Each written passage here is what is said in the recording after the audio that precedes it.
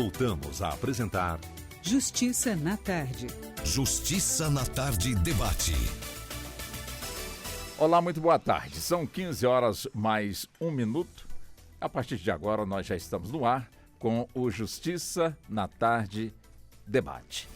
O interessante é que o assunto que nós vamos estar abordando hoje com os nossos convidados está relacionado com a monitoração eletrônica, a inteligência artificial na garantia de direitos do cidadão.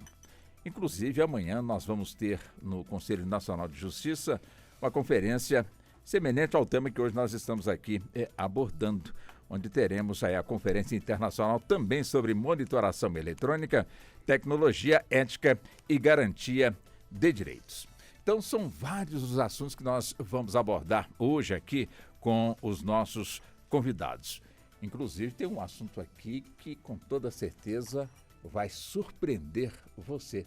Porque quando se fala na questão da tornozeleira eletrônica, evidentemente que já se imagina uma pessoa sendo monitorada ali com essa tornozeleira. Ou seja, ali sabe cada passo, presume-se, né? Cada passo que a pessoa está dando, utilizando aí a tornozeleira eletrônica e sendo monitorada, portanto, pela autoridade competente.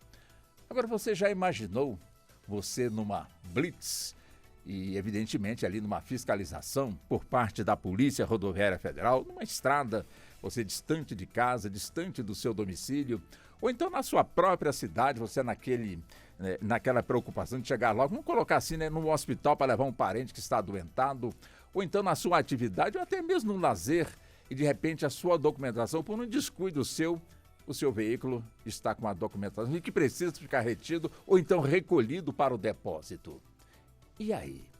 Seria o caso de também colocar uma espécie de tornozeleira eletrônica na bateria deste carro e automaticamente a autoridade ir monitorando este carro com um prazo adequado para que a pessoa resolva a sua vida ou a vida do carro, né, em termos de documentação, para que essa tornozeleira no seu carro seja devidamente retirada. Por quê? Uma vez retirada, porque você cumpriu, portanto, aí com as exigências da lei. Então, são vários os assuntos que hoje vamos estar aqui abordando com os nossos convidados, com os quais, a partir de agora, eu passo a cumprimentá-los. E já começo com o Dr. Rafael de Souza Xavier, ele que é startup de tecnologia, veio do Sul justamente para estar também conosco aqui nesse nosso debate, né? Doutor Rafael, seja bem-vindo aqui ao nosso Justiça na Tarde da Rádio Justiça e claro, muito obrigado pelo convite que o senhor aceitou.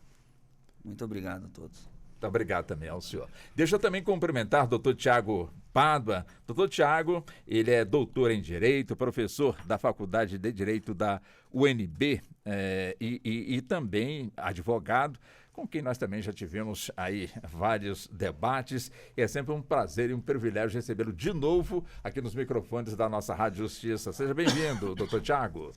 Walter, é uma honra grande e sempre gentil da sua parte o convite. Cumprimento aos nossos ouvintes e ao Rafael, o Mauro e Jefferson. Muito obrigado ao senhor. Doutor Jefferson Guedes, advogado, professor universitário. Doutor Guedes, pensei que o senhor tivesse ganho na Mega Sena, isso, né, levou um bom tempo, né, distante aqui dos microfones da Rádio Justiça, mas é sempre bom o reencontro. Seja bem-vindo aqui aos nossos microfones, professor Jefferson. Walter, é um prazer retornar ao Justiça na Tarde, da Rádio Justiça. Prazer também tratar de um assunto que eu tenho pouquíssima familiaridade, mas quanto à inteligência artificial me sinto à vontade de organizar um trabalho sobre o tema. E o prazer também de encontrar gente que trabalha na iniciativa privada, como o Rafael, encontrar colegas como o Mauro Rauch, que tem a experiência da aplicação desses assuntos na Secretaria de Sistemas Penais e Socioeducativo do Rio Grande do Sul, e também o Tiago Pádua, pesquisador da área do direito, hoje professor da UNB, que se preocupa e tem talvez o conhecimento mais interessante na área do direito penal e processo penal nesse aspecto. Então, para mim, eu que sou um estrangeiro nos temas, é uma alegria reencontrar a equipe toda da Rádio Justiça, a Ana, a produção toda, e poder participar com vocês. É sempre um prazer tê-lo também aqui no nosso programa, doutor Jefferson. Doutor Mauro Rauschit, ele que é advogado e diretor-geral do Instituto de Formação e Desenvolvimento Educacional. Doutor Mauro também foi secretário de Justiça e Sistemas Penal e Socioeducativo do Estado do Rio Grande do Sul. Ele também presidiu o INSS, está conosco também aqui para esse nosso debate. Né, doutor Mauro, mais uma vez, seja bem-vindo. É sempre um prazer, um privilégio também o reencontro. Seja bem-vindo, doutor Mauro. Obrigado, Walter, a todos os seus ouvintes. Bom reencontrar aqui o Jefferson, o Thiago, que eu não via há bastante tempo. Rafael também aí, que tem, né, uma boa experiência do ponto de vista prático. E sem dúvida, né, Walter, o tema que nos traz aqui hoje é um tema encantador. Encantador pelas circunstâncias, né, que permeiam esse assunto, né, porque por vezes a gente não se dá conta quanto a tecnologia pode ser importante no processo de proteção dos direitos humanos. E sem dúvida a monitoração eletrônica, né, seja da pessoa privada de liberdade, seja no tema que você trouxe aqui também, importante da monitoração veicular, né, sem dúvida são temas que estão sempre, de alguma forma, vinculados à proteção e defesa dos direitos humanos, seja porque nós vamos diminuir vamos fazer um desencarceramento, seja porque um pai de família vai poder voltar para casa com o seu veículo, enfim, né, um tema realmente extremamente importante. Muito feliz, então, de fazer parte desse debate, dessa mesa redonda aqui hoje com você e com toda a equipe. Muito obrigado. Bom, deixa eu já buscar aqui com o doutor Thiago. Doutor Thiago, quando se fala na questão da monitoração eletrônica, evidentemente que tem um amparo da nossa legislação, né? Uma lei de 2011 que promoveu algumas alterações e encaixou justamente dentro do campo da legalidade essa questão que nós hoje vamos abordar, né, doutor Thiago? Perfeito, Walter. Essa questão ela é importante porque a legislação que altera o tema, promovendo as medidas cautelares diversas da prisão, foram uma verdadeira revolução, estabelecendo outras possibilidades para que se pudesse lidar com dois fenômenos. O encarceramento em massa, que é uma coisa histórica no nosso país, e, de certa maneira, para que a gente possa lidar com aquilo que os grandes clássicos do direito sempre falaram sobre a prisão. A prisão, Walter, é a última razão, a última ratio. Ela deve ser tratada dessa forma, para que você não trate de forma a privação da liberdade como o elemento inicial de qualquer temática, seja ela relacionada a crimes previstos no Código Penal ou medidas que poderiam ser resolvidas de forma administrativa ou no âmbito da responsabilização civil. Esse elemento, para nós todos, passa a integrar o rol de alternativas. O STJ e o Supremo Tribunal Federal têm feito muitas manifestações, né, jurisdicionais e também atividades acadêmicas, incentivando e divulgando essas perspectivas, que passam a ser enraizadas para que a gente possa ter um tratamento mais humano, um tratamento mais adequado com relação à dignidade humana, especialmente porque as prisões, historicamente, têm um tratamento degradante e cruel, pelo superencarceramento, pela forma como a gente lida com os temas de direito internacional. Nós temos, Walter, inclusive, regras muito claras estabelecidas pela própria ONU. Nós temos um corpo de princípios, no número de 40 princípios, sobre o encarceramento, regras de tratamento que os países devem buscar seguir. E, infelizmente, eu pelo menos não conheço nenhum país que siga de forma adequada aquilo que é uma regra abstratamente estabelecida. Ou seja, tratar com dignidade a pessoa que foi, por algum motivo na vida, se submeteu ao cometimento de um fato.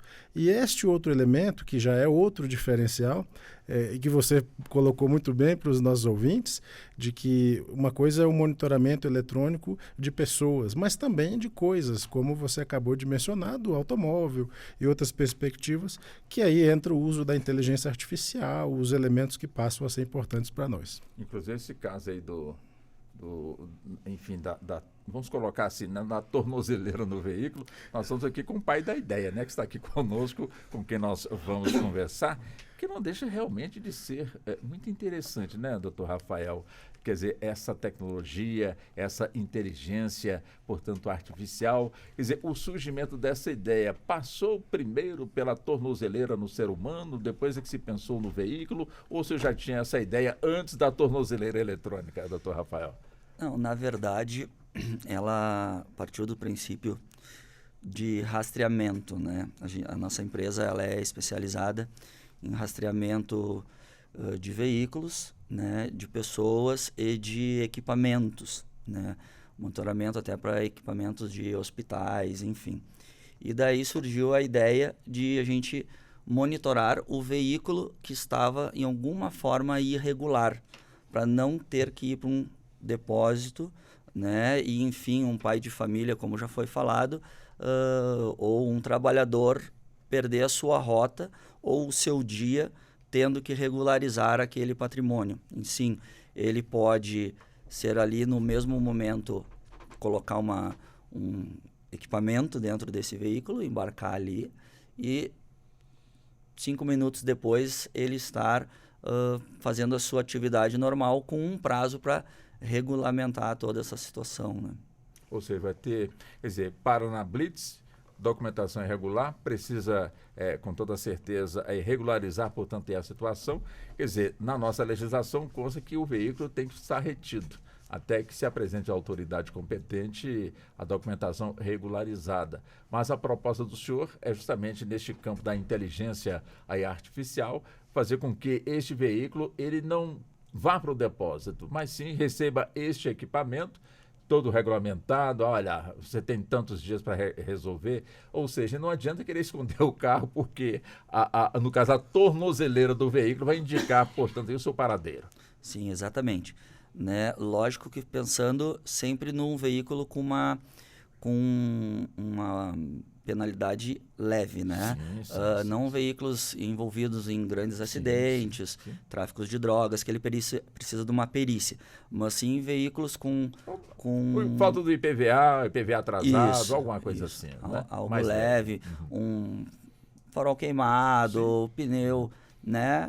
Algo assim que possa ser regularizado em pouco tempo, né? Mas com toda certeza vai resolver assim a vida de milhares e milhares de pessoas que automaticamente já vão sair ali da Blitz, já dá um jeito de providenciar a questão para ver o carro já liberado e sem, portanto, esse equipamento de rastreamento. Né? Com certeza.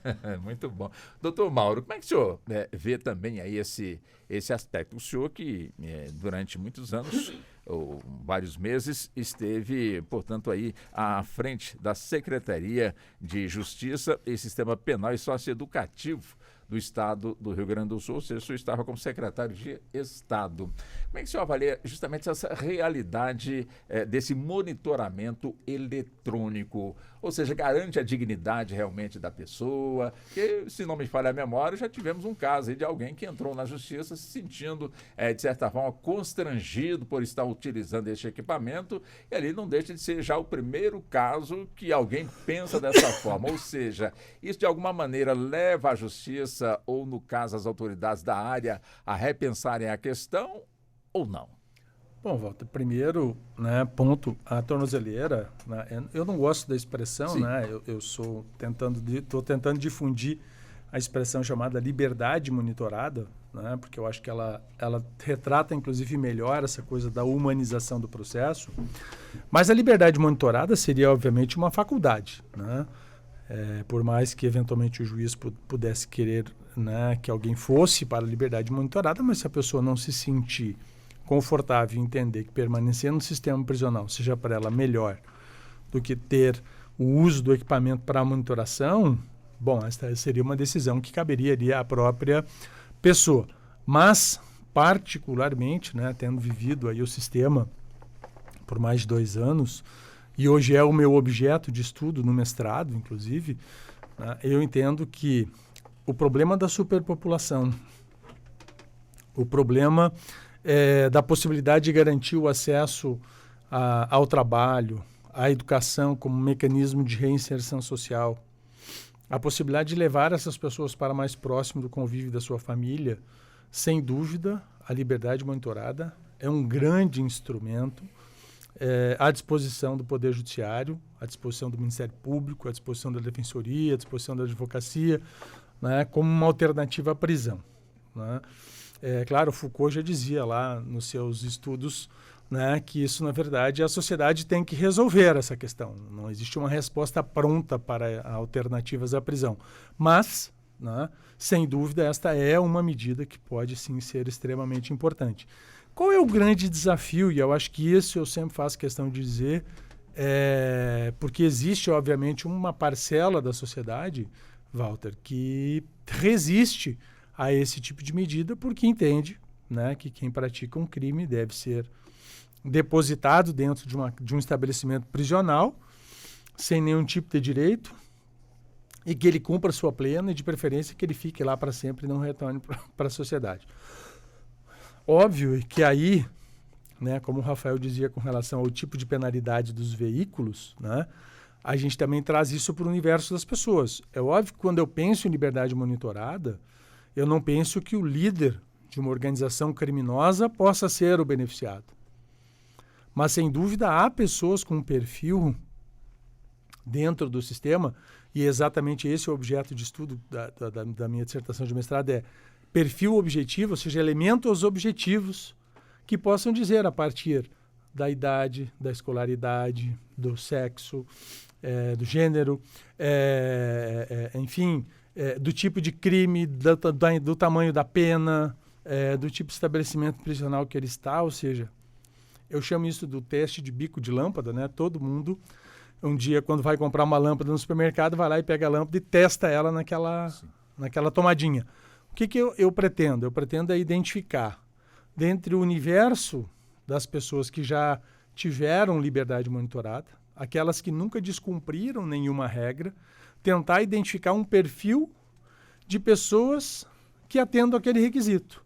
Com base nisso, eu poderia ofertar ao Ministério Público, à Defensoria, ao juiz, né, uma relação a partir desses objetivos, desses requisitos objetivos, quem estaria mais adequado para receber a tornozeleira. Né? Então, vamos pensar, uma pessoa de mais de 70 anos de idade cumprindo pena por um crime X.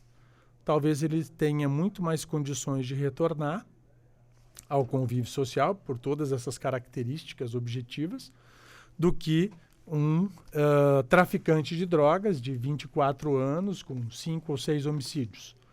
Né? Mas também não estou aqui a dizer que não se poderia dar a liberdade monitorada para essa pessoa. Estou aqui dizendo que, se nós tivermos que escolher ou ofertar para a sociedade alternativas, que a gente crie, né, mecanismos objetivos para que a gente não fique refém, ou que o juiz não fique refém única e exclusivamente do elemento subjetivo, né? Porque, às vezes, o problema maior que a gente identifica, e é isso a gente vivia no dia a dia da secretaria, ao passo que eu tinha 3.000 pessoas aguardando uma decisão sobre uma liberdade monitorada, eu tinha um traficante que ganhava liberdade e 2 horas depois rompia a tornozeleira e desaparecia e voltava para a criminalidade. Por quê? Porque, e aí a culpa é do juiz? Não, a culpa não é do juiz. O juiz recebeu ali um processo com informações, com dados, né? E ele decidiu com base naquilo. Mas ele não tem um conjunto de elementos objetivos hoje que ele pudesse dizer, não, esse aqui não se encaixa nesse perfil, esse não está adequado ao perfil ou tipo de delito que esse sujeito praticou. Né? Assim como a gente pode falar de liberdade monitorada, o Thiago sabe disso melhor do que eu, porque aí é professor, é estudioso e atua no direito penal, nós temos hoje mais de, eu não estou com os números atualizados aqui do CNJ, mas nós temos talvez mais de 100.000 das pessoas que estão presas hoje no Brasil não têm uma sentença condenatória. Né? São presos provisórios sem uma sentença. Ou será que é razoável que as pessoas permaneçam presas sem uma sentença, sob pena ainda, né, de serem absolvidas no processo penal, ainda que seja por insuficiência de provas, não seja nem pela inexistência do fato, e ela sendo absolvida, tendo cumprido pena de 1 ano, 2 anos, 3 anos, 4 anos? No Rio Grande do Sul nós tínhamos mais de 2.000 presos há mais de 360 dias sem uma sentença. Como eu justifico isso né, se eu tenho uma alternativa de talvez monitorar esta pessoa, podendo devolver ela ao convívio social. Enfim, Walter, é um tema extremamente rico, né, exatamente também por esta concepção ideológica que existe, né, de diferentes visões sobre a forma do cumprimento da pena e o retorno para a sociedade. Mas eu vou deixar aqui meus colegas também se manifestarem. Deixa eu buscar, então, diante do que o senhor coloca aqui com o doutor Jefferson.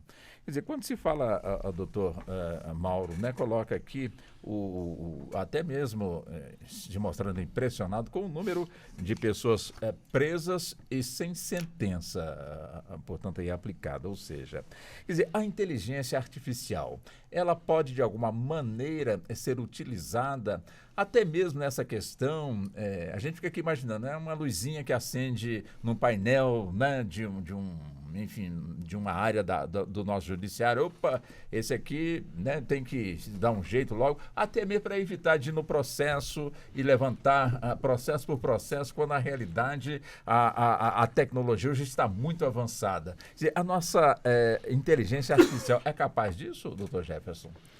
Bem, eu acho que tem vários pontos em que pode ser aproveitada, mas talvez antes da própria inteligência artificial, que se poderia simplificar como a capacidade das máquinas, né, aprenderem a se comportar conforme elas forem se exercitando diante de pequenos desafios. Mas antes disso, e o Rafael pode nos ajudar e complementar depois, talvez antes do uso da própria inteligência artificial, desse dito aprendizado de máquina, se possa identificar certos comportamentos, sejam pela circulação geográfica, sejam pela movimentação excessiva, seja pela ultrapassagem de áreas vedadas, sejam pela aproximação de certas áreas ou sujeitos proibidos. Um exemplo simples, há já na área de proteção do direito à mulher, da violência contra as mulheres, sistemas de proteção que sinalizam, sem uso da inteligência, apenas sinais que se identificam mutuamente, e na medida que o agressor se aproxima da vítima que ele já atacou ou ameaçou, o próprio aparelho que ela transporta sinaliza a aproximação e permite que ela acione um botão do pânico de socorro, ou, é possível, o Rafael nos ajuda nisso, numa etapa mais complexa, que certos comportamentos que as máquinas vão identificando nesses agressores digam antecipadamente, façam uma predição, né, de que aquilo pode levar a certo risco e ato daquele agressor. Então, essas possibilidades eu acho que são inúmeras. E aqui eu falo com muita liberdade, porque eu e tu somos os decanos da mesa. Sim. Nada disso se imaginava há 30, 40 anos.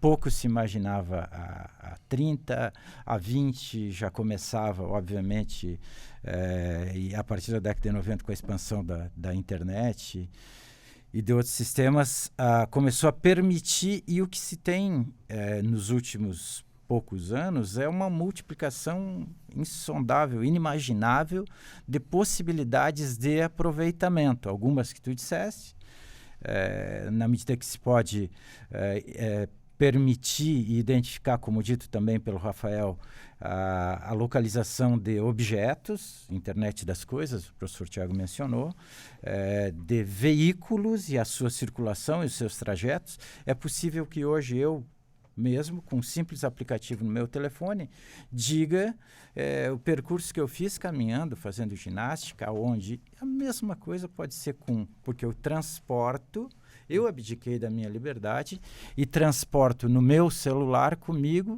um indicador de onde eu estou todo dia. Deve ser bom isso, mas eu renunciei à minha liberdade. E aqui eu acho que a liberdade que, em tese, eu teria de que não se soubesse se eu estava no parque ou em outro lugar andando. Uma liberdade monitorada voluntária. Voluntária, exatamente. Essa é uma reflexão boa. Eu acho que tem uma parte que nós renunciamos na medida que as big techs nos fazem comprar certos produtos ou aderir a certos serviços, eu digo que admito que ela hoje me faz uma pequena consulta, se eu admito que ela saiba a minha localização por uma vez, enquanto eu uso o aplicativo, ou todo o tempo. Mas eu digo para meus amigos que eu estou me deslocando daqui para São Paulo, dentro da cidade, isso funciona no mundo inteiro. Então, os usos, caríssimo Walter, eu acho que são inúmeros e precisa o encontro dos interesses do Estado, e aí eles podem ser administrativos, no controle de veículos que não pagam as suas multas ou tributos, pode ser no controle de pessoas, pode ser no controle de bens, o Estado tem interesse, e a monitoração eletrônica ou a liberdade monitorada, como prefere o Dr. Mauro, eu acho que o nome é importante discutir porque pode estar escondido dentro dele algumas cargas políticas e ideológicas, né? Mas eu acho que tem uma parte que é o Estado, uma parte que são as Big Techs e uma parte que somos nós. E o Estado tem que regular certas limitações. No campo do direito penal e processual penal, que é o objeto dos estudos, tanto do Mauro como do professor Tiago, eu acho que é importantíssimo saber o confronto, mas isso eu deixo para depois do intervalo, o confronto entre direitos constitucionais, garantias que a Constituição dá de proteção ao cidadão, com o interesse penal estatal, que pode se dividir no interesse processual penal, na hora de perseguir possíveis criminosos. A lei de 2010 prevê aplicação no direito, no cumprimento de pena, se não nas prisões provisórias, né? Eu acho que dá para separar isso, professor Tiago, o que é o campo da proteção do cumprimento da pena e aquele relaxamento na parte final das penas, restrito àquelas prisões, aquele tipo de crimes aos quais se pode aplicar isso. Então, eu acho que precisaria 3 programas, Walter, para que porque o tema é vasto, começássemos, né, o assunto. Eu imagino. Pelo que o senhor pontuou aqui, eu me volto aqui com o doutor Rafael, dizendo o que foi dito até agora. Quer dizer, há campo realmente para que se avance nessa questão da liberdade monitorada. Também vou aderir aqui ao doutor Mauro, né? Há campo para poder evoluir neste equipamento, que para muita gente, como foi colocado aqui, né? De repente, quem está com esse monitoramento, com essa liberdade monitorada, rompe, portanto, ali o lacre, vai embora, ou então está com esse monitoramento e se aproxima da pessoa que não é para aproximar, enfim... Enfim, há campo ainda para evoluir nessa questão, doutor Rafael? Sim. A gente tem muita tecnologia a avançar ainda, mas hoje já tem bastante... como é que eu vou ideias? Ser mais direto, assim. Eu imagino que temos... Utilidades. Dentro já dos próprios equipamentos. Tanto, vamos falar da tornozeleira eletrônica, né? No caso do agressor. Hoje já tem equipamentos que o agressor está monitorado pela tornozeleira eletrônica e a pessoa que foi agredida ou que pode ser agredida ter um equipamento tanto com ela no pulso quanto num celular ou quanto na residência, que quando esse monitorado se aproximar num raio que ele é configurável de 100 metros, 200, 300, 400 metros, ele vai ou gerar um alarme ou um alerta vibratório, né? Então, na parte do monitoramento, tem muita tecnologia que hoje a gente consegue pegar, principalmente até o batimento cardíaco, né, dessa pessoa que está usando e sendo monitorado. Voltando ao assunto do veículo, para monitoramento de veículos, tem a mesma eficiência. No momento que ele for rompido ou ele sair da área que for estipulada para ele estar guardado, vai ter um alerta, vai ter um sinal para quem fiscaliza conseguir fazer esse monitoramento ou até intervir, né, que esse veículo saia, enfim, ele seja barrado pela segunda vez, né? Então... Até, Walter, eu acho que vale a pena aqui, Pois Rafael, não, né, doutor Mauro. falar da questão do quanto isso pode ser integrável com outras soluções. Porque hoje você tem, por exemplo, o vídeo monitoramento das cidades.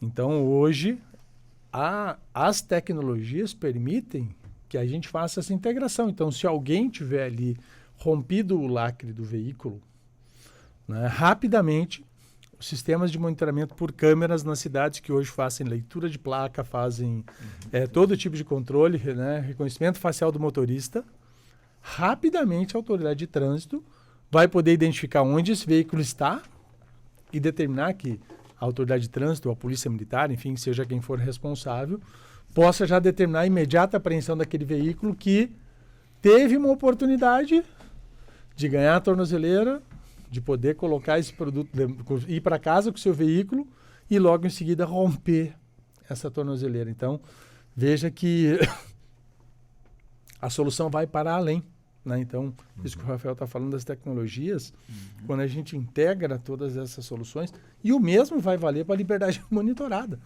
Porque como eu sei, o último local onde a pessoa privada de liberdade estava quando o sinal da tornozeleira desapareceu, imediatamente, se eu tiver já sistema de cercamento eletrônico com monitoramento de câmeras na cidade, eu consigo ir para aquela câmera que está próximo daquele local e fazer um acompanhamento e saber para onde aquela pessoa foi ou onde aquela pessoa está. Então, são muitas as soluções hoje que podem se integrar à tornozeleira para pessoas ou para veículos, né? Aí não ficaria essa tornozeleira, vamos colocar assim no veículo, como o doutor Mauro muito bem pontuou. Quer dizer, a pessoa rompeu o lacre, desencadeia então toda uma operação. Quer dizer, não fica assim, eu só estou provocando para a gente chegar lá, né? Não fica soando, aquele, né, um senhor que rompeu, está sendo caçado como um bandido, essa coisa toda, por conta de R$20 que ele não pagou a multa. Eu só estou provocando. Quer dizer, Sim. Como é que seria isso, doutor Rafael? A gente parte de um princípio que ele tem a primeira chance, né? Perfeito. Então, ele vai ser autuado e vai ter a sua primeira chance de o veículo não ser removido, passar todo por um processo, né, de guincho. Ele também escolhe, né, se ele quer a depósito. tornozeleira ou não no veículo. Exatamente, né? É uma escolha. Ele não é obrigado Perfeito. a colocar o equipamento de rastreamento no veículo. Ele pode simplesmente falar, não, eu quero que o meu veículo seja guinchado e ele vá para o depósito. A gente sabe como que funciona essa operação. O veículo vai para o depósito, ele vai ter que se locomover até o depósito, pagar, depois ele vai ter que ir lá retirar o veículo dele. Então, a gente está dando a primeira oportunidade de, está com um problema, pode ser regularizado da forma mais simples. Ele vai ser monitorado, o veículo vai... Se ele rompeu e saiu dessa primeira chance que a gente fala... Na próxima abordagem que ele tiver, eu não concordo com a questão de se ele rompeu, saírem atrás do veículo.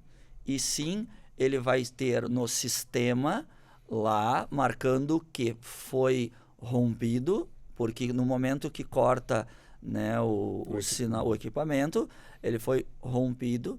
E na próxima abordagem, o fiscal vai olhar esse veículo Quebrou a confiança. tem que ser guinchado.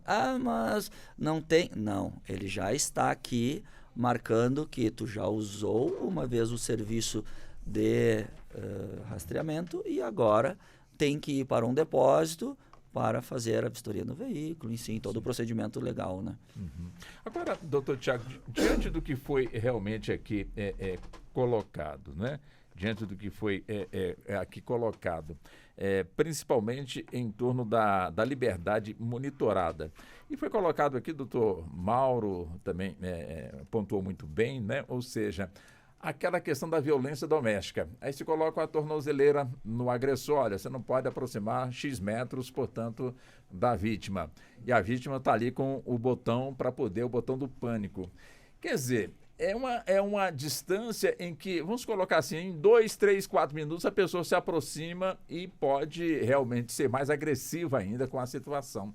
Quer dizer, fugiria, portanto, do campo dos direitos humanos ter neste equipamento, a exemplo que nós temos hoje, só estou provocando também, né? Como nós temos aquela arma elétrica onde mobiliza, portanto, a pessoa, também neste caso aí, o autor aproxima da vítima e ela automaticamente, nesse botão do pânico, automaticamente manda uma carga, portanto, para a tornozeleira, para poder imobilizar essa pessoa até que a polícia chegue. Nós temos já essa arma eletrônica que é permitida pela lei. Seria também o caso ou a gente aí esbarraria na questão dos direitos humanos? Essa pergunta é fundamental, Walter. Eu penso que esse momento de diálogo para os nossos ouvintes também acaba sendo esclarecedor, porque nós estamos falando do dia a dia, do cotidiano. Você mencionou a questão da violência doméstica e familiar contra a mulher. É uma perspectiva absolutamente importante. Então, nós temos um grupo de normas internacionais, né? Convenção de Belém do Pará e a própria Lei Maria da Penha, criada em razão de fatos específicos, visando essa proteção, com um recorte de gênero. Porque é algo absolutamente lamentável que nós temos um número muito alto de agressões contra as mulheres e muitas vezes chegando até o óbito, né, o feminicídio. Essa temática da tornozeleira acaba sendo importante, às vezes, até para que o Estado possa atuar preservando de forma a equilibrar os direitos existentes, tanto da mulher vítima de violência doméstica quanto do acusado, ainda em fase de investigação. Porque a gente precisa lembrar, nesse momento inicial, não existe uma sentença, existe uma manifestação unilateral, mas que precisa ser devidamente analisada, atendida, porque pode ser que numa desatenção do Estado ocorra um assassinato, ocorra um feminicídio. Então, a tornozeleira é importante nesse aspecto, mas também tem o contraprincípio, a perspectiva que você bem mencionou dos direitos humanos. O que fazer? Qual é o elemento importante a se estabelecer? No âmbito do processo civil, o professor Jefferson vai falar melhor do que todos nós aqui, é meu professor, né? Inclusive, nós temos algumas discussões sobre o poder do juiz no processo civil. Discutiu-se recentemente, inclusive, as chamadas medidas executivas atípicas, né, lá do artigo 139, porque o juiz poderia determinar certas medidas sem previsão escrita, explícita, de forma a tornar factível um determinado direito, né, um crédito contra um débito. Muitas vezes isso também pode causar perplexidade, como, apenas exemplificativamente, quando se determina a retenção de um passaporte, se determina a apreensão de uma CNH, ou uma medida que não está ali prevista, mas o juiz, no poder dever geral de cautela, os processualistas têm muitos nomes, né, para isso, ele toma uma medida. E o juiz precisa ser essa figura junto com outras pessoas, outros grupos, o promotor e o advogado precisam pensar de forma ampla em como enfeixar esses diversos direitos e protegê-los na maior medida possível. De um lado, a mulher, assediada, acusada ou acossada, vamos pensar nessa perspectiva, e no caso de um ex-companheiro ou de uma figura masculina que esteja ali procurando fazer algum mal, mas ainda no âmbito investigativo. Como é que a gente protege? O que se tem visto hoje protege-se primeiro para depois tomar uma providência, porque a consequência de uma desatenção pode ser muito grave. Pode ser que ocorra um feminicídio, uma morte. Mas a tornozeleira, nesse contexto, pode ser mais efetiva. A gente precisa pensar, inclusive, né? A própria resolução do CNJ, que regulamenta essa discussão, ela coloca algumas questões em que a tornozeleira, ou melhor dizendo, né, como a linguagem da própria resolução usa, o monitoramento eletrônico pode ser usado ou não. E em certas circunstâncias, no caso da violência doméstica, é uma imposição normativa, já com a preocupação de caráter de recorte de gênero, que os tribunais hoje têm se preocupado bastante, fato inclusive desconhecido há muitos anos, né? Vocês acabavam inclusive de mencionar que em outros tempos essa discussão seria inimaginável, impensável. E aí eu devolvo a palavra, Walter, com uma outra provocação.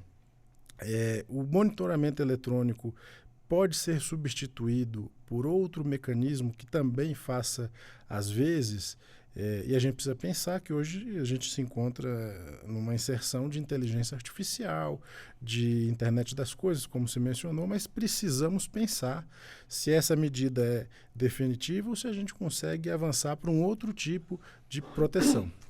Deixa o doutor Rafael pedir aqui a palavra. Pois não, doutor Rafael. Voltando um pouco, né, à parte da sua pergunta, na questão se teria alguma possibilidade de mobilizar.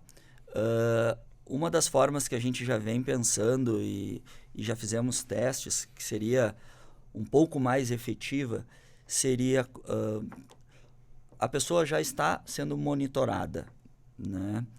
A vítima também.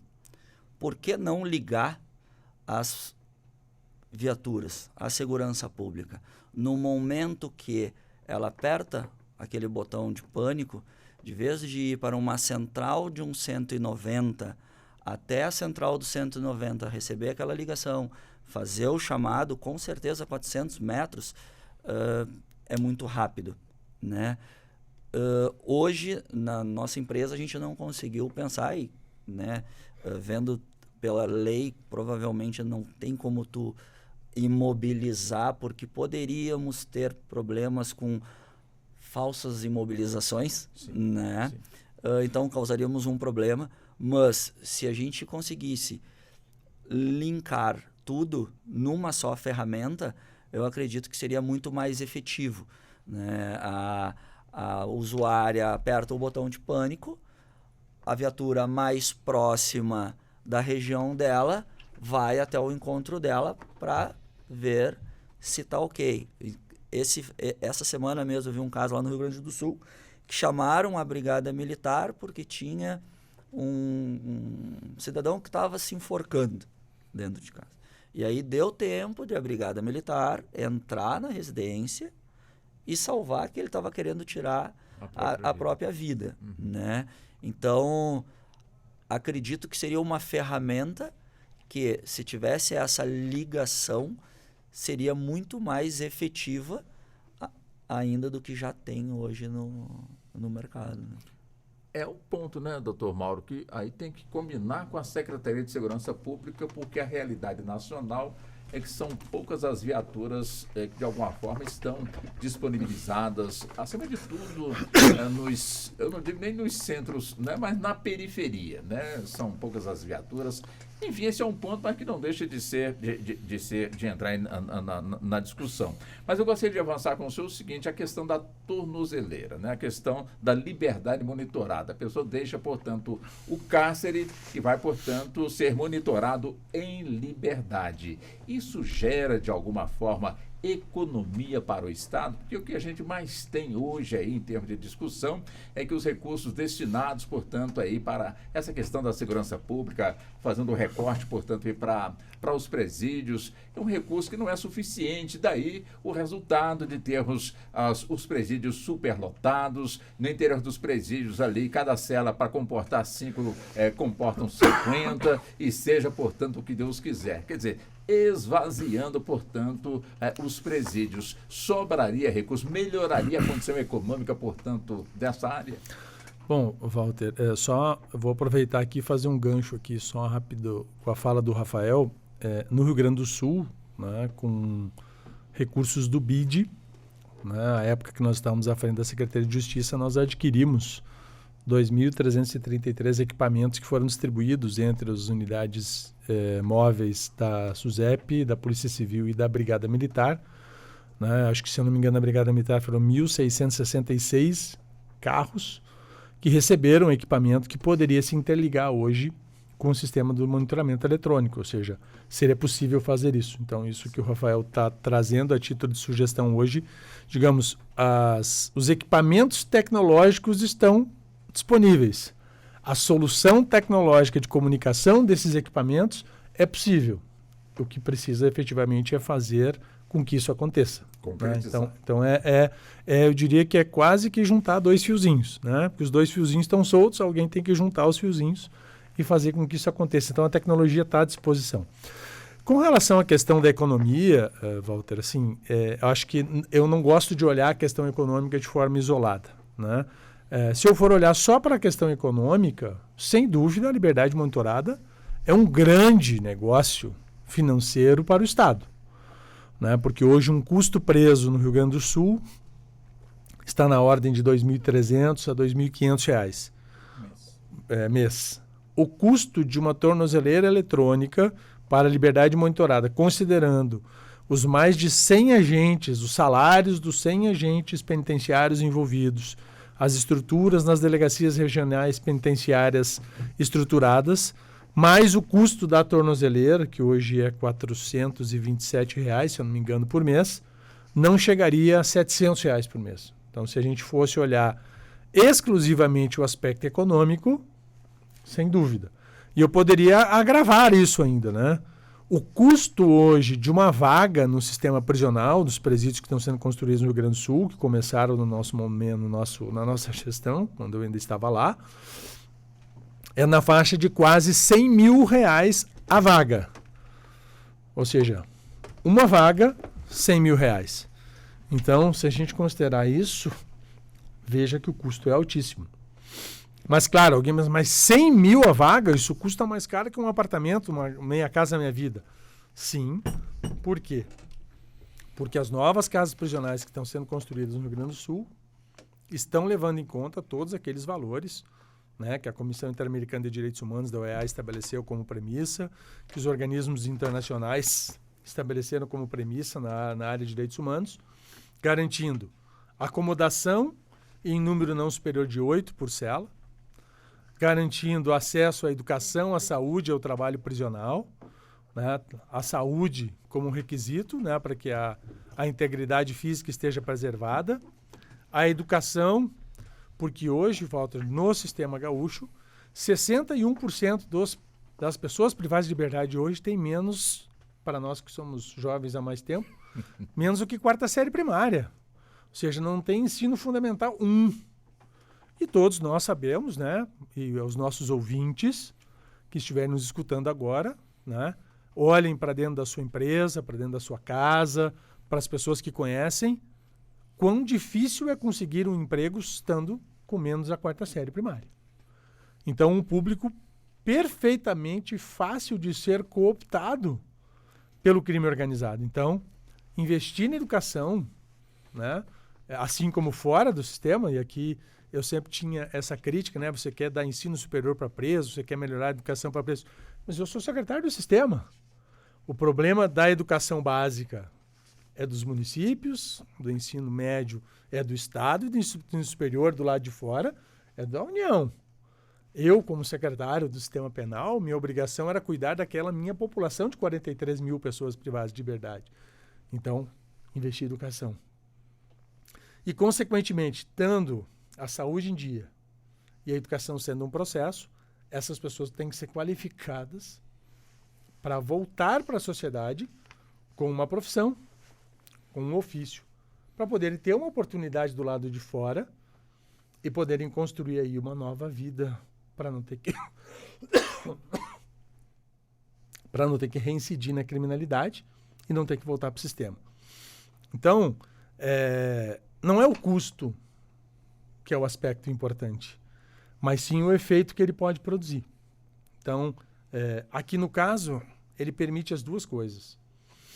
Eu reduzo o custo, reduzo a superpopulação, diminuo as violações de direitos humanos, garanto mais dignidade, permito a reinserção social e poderei, quem sabe, também diminuir a reincidência. Não existem ainda estudos e pesquisas conclusivas que a liberdade monitorada reduza a reincidência. Não há estudos ainda sobre isso, mas seguramente os dados estão começando a ser apurados, né? E quem sabe aí em 2, 3, 4 anos a gente comece a ter aí os primeiros números que nos digam se a liberdade monitorada também permite a redução da reincidência. Então, mas, resumidamente, economicamente é bom, como política social, na minha opinião, é bom, como melhoria das condições de quem vai ficar no sistema prisional, é bom. Então, a única coisa que nós precisamos, e aí, na minha opinião, né, óbvio, estou aqui puxando para o meu assado, é que a gente tenha critérios, vou voltar para a minha primeira fala, critérios objetivos para definir quem são as pessoas que têm o melhor perfil e deixar claro aqui, professor Tiago, principalmente, né, porque na academia a gente às vezes é abordado pelas frases incompletas. Não estou falando aqui de teoria lambrosiana, né, não estou olhando aqui para homem negro, barba branca, cabelo branco, de óculos, não. Estou falando aqui de requisitos objetivos que olhem os perfis como um todo. Não estou definindo um padrão de homem ou de mulher, não estou aqui definindo uma estatura, não estou aqui definindo um peso ou a origem, né, filho de quem que é, não. Estamos falando de requisitos objetivos para que a gente possa, a partir disso, então, eleger as pessoas que melhor atendam, né, essa questão da liberdade monitorada, e com isso a gente ainda mitiga, né, Walter, consequentemente, esse problema da relação daquela parcela da sociedade que é mais resistente a essa antecipação da liberdade, vamos chamar assim, né, achando que as pessoas têm que ficar lá dentro do sistema, cumprindo pena, sem se dar conta que no Brasil não tem pena de caráter perpétuo, no Brasil não tem pena de morte, e como dizia o nosso governador lá, todo mundo vai voltar um dia. Com certeza. Como? Depende daquilo que nós vamos fazer, né, dentro do sistema prisional. E a liberdade monitorada pode ser um como para melhor. Professor Jefferson, qual é a visão panorâmica do senhor sobre essa discussão toda? Eu acho que a abordagem do Mauro foi da sua própria experiência e foi generosa, não querendo falar do aspecto econômico, financeiro, orçamentário direto.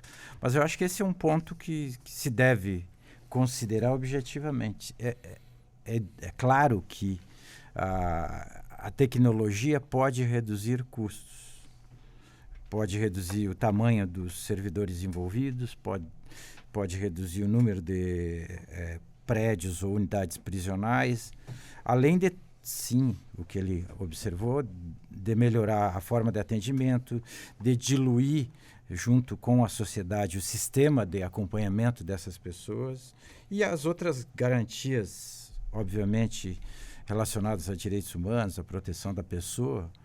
E ele foi cuidadoso, mas é isso que ele quis dizer. Presos também têm direitos, monitorados também têm seus direitos. Então eu vejo vantagens claríssimas que agradariam ao Estado com viés de redução, né, liberal talvez. Agradaria a um Estado que, se for possível opor essas duas modalidades, que garanta ou proteja mais direitos humanos e se preocupe mais com pessoas. Talvez o governo atual tenha essa característica, né, em relação ao anterior. Então eu acho que interessa a todos os modelos estatais.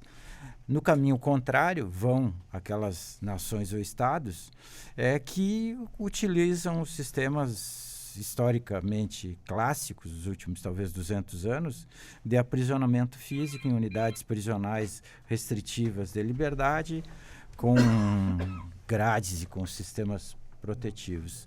Então, acho que o campo, a visão geral, eu vejo a introdução da tecnologia como a portadora de uma série de vantagens, tanto para o Estado, como para as pessoas que têm que ser acompanhadas, e não falamos de outros tantos públicos, talvez crianças e adolescentes possam, em vez de serem internados em unidades que não são propriamente prisionais, mas são idênticas às prisionais, talvez seja um público, parte deles que cometam as infrações que atingem adolescentes, né, serem também acompanhados por esses sistemas. E outros tantos, né, pessoas que têm transtornos, que hoje ainda são conduzidas a unidades de tratamento de saúde mental, inimputáveis, talvez possam também. Então, acho que há um imenso campo, provocaria, se não está na hora do intervalo. Daqui a uns 4 minutos, nós vamos para o intervalo, mas você pode provocar. Eu provocaria professor Tiago, nesse sentido. Quem são os outros? Quem é o público? Nós enxergamos o público típico das unidades penais hoje, o aprisionado médio nosso seja aquele processual, com prisões cautelares, embora a resolução 412 descreva várias hipóteses, né? Não estão ali as que eu mencionei, mas eu acho que tem campos que se pode ainda explorar. Nós usamos a tecnologia de reconhecimento facial para entrar nos prédios privados nossos pré-departamentos, a nossa casa, instantaneamente ele identifica, quer dizer, o Rafael sabe, tecnologia existe, né? Nós usamos no banco sistemas em que, com a identificação digital, eu consigo mexer numa conta bancária.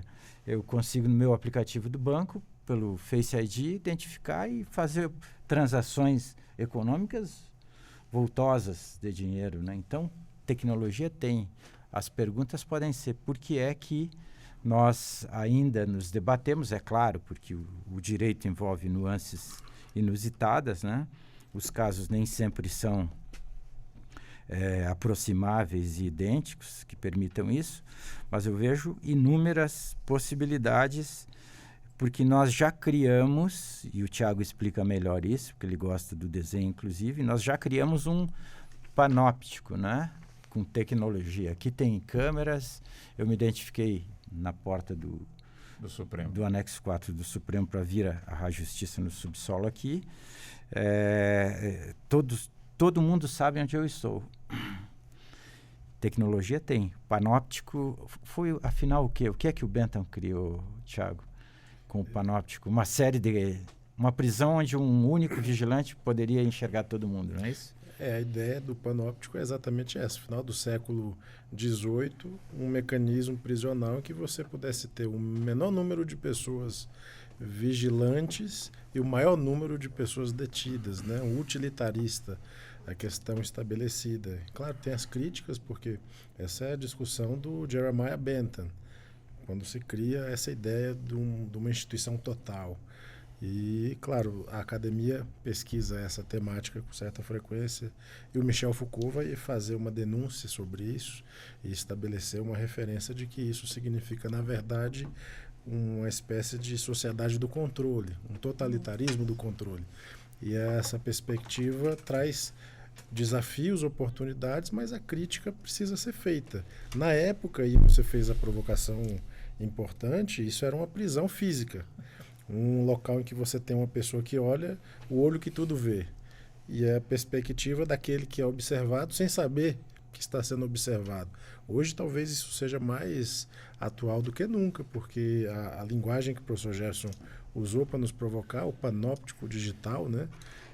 E também o Mauro falou essa referência na fala, é importante para que a gente pense, traga essa reflexão. Porque esse momento é um momento em que a gente verifica graves problemas no sistema prisional, números, né? E o senhor vai adiantar esse assunto daqui a pouco, porque eu estou observando aqui o panóptico, interessante que ele é no centro de um presídio em forma de anel, como está muito bem aqui colocado, só que hoje é diferente, né? Hoje o que é panóptico hoje são as torres externas dos presídios, que vigiando pelo lado de fora, para que quem está dentro não fugir aqui, vigia justamente quem está dentro. Realmente muito interessante. O senhor falou no século XVIII já se debatia, portanto, esse assunto. Vamos fazer o seguinte, nós vamos sair para o intervalo, peço licença, portanto, aos senhores, mas daqui a pouco nós vamos retornar e vamos avançar nesse assunto que hoje está sendo abordado aqui no Justiça na Tarde Debate. Até já. Você está ouvindo Justiça na Tarde.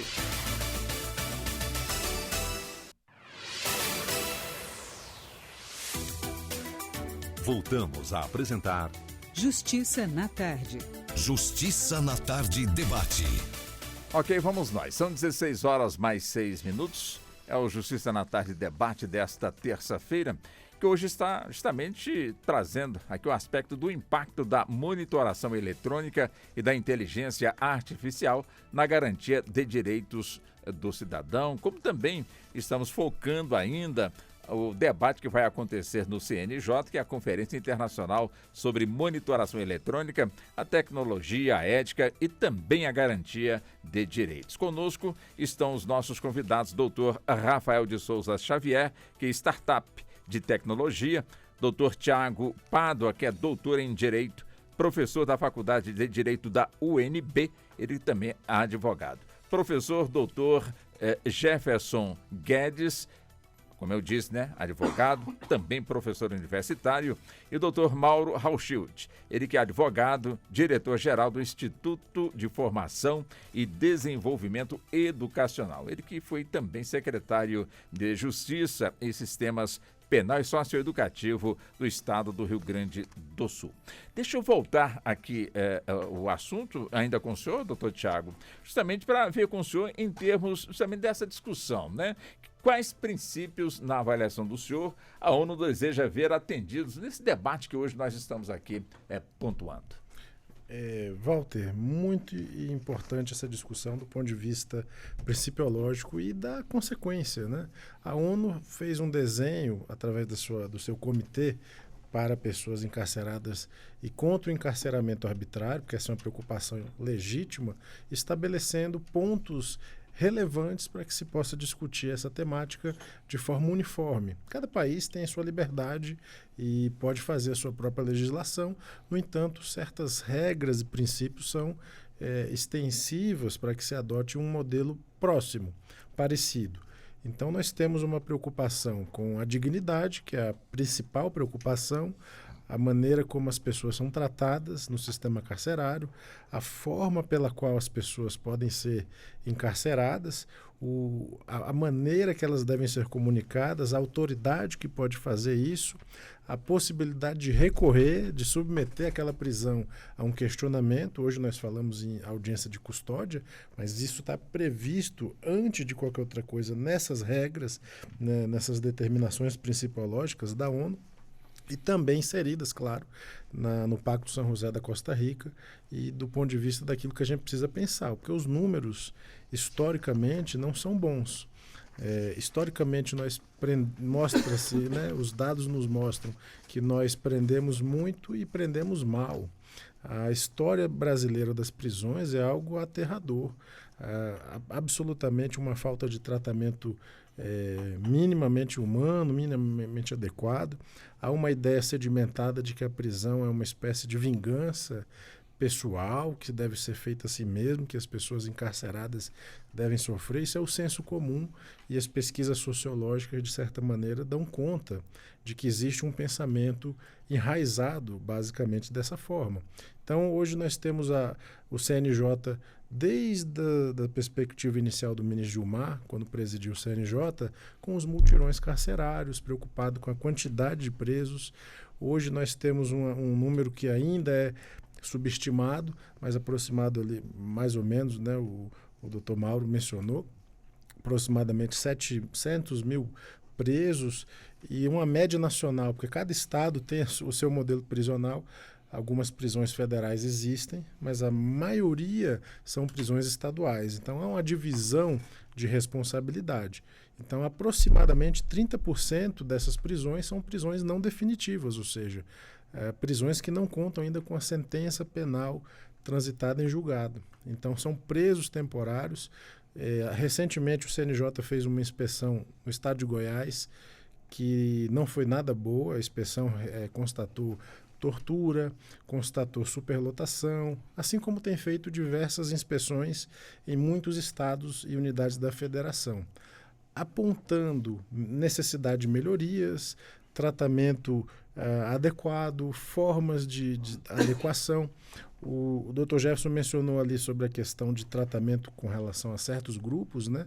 Nós temos um problema grave, que é a própria resolução do CNJ vedar o monitoramento eletrônico para aqueles grupos que estão assistidos pela normatividade do ECA, ou seja, aqueles que são menores de 18 anos e até 21 anos não podem ser submetidos a monitoramento eletrônico. O fundamento para isso é que é uma forma diferente de responsabilização e de autoconhecimento, né? Esse grupo se encontra numa situação diferente, é o que se diz. É claro, mas é preciso pensar em formas alternativas, né? O Dr. Mauro acabou de mencionar a experiência em alguns presídios e unidades de internação que tem lá no Rio Grande do Sul características ainda do século XVIII. Isso não é uma exclusividade do Rio Grande do Sul. O Brasil inteiro convive com um sistema que nasce sob a perspectiva ainda vinculada a temas muito antigos, e que é a perspectiva da vigilância, a perspectiva da sociedade do controle. Hoje, quando a gente observa a mudança social e que as medidas, eu diria assim, Walter, de evolução ou de avanço tecnológico fornecem medidas, mas até que ponto essas medidas não são aprofundamentos daquilo que existia antes com outro nome, né? O Jefferson provocou a todos nós antes do intervalo quando falou de um panóptico digital.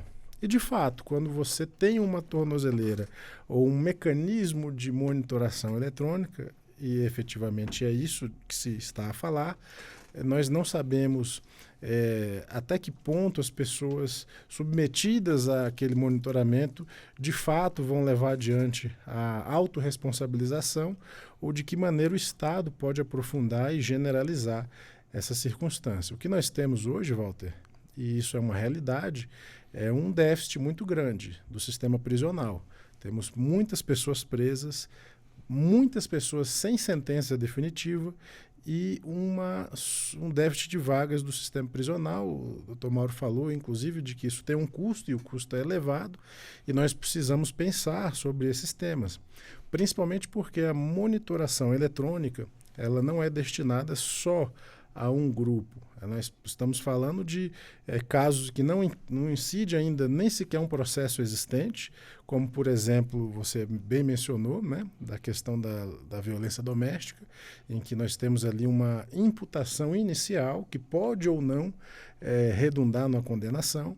Nós temos presos provisórios, temos presos definitivos e que efetivamente precisam ser tratados de forma diferente. Quem diz isso é a Constituição Federal, quando fala do princípio da individualização da pena.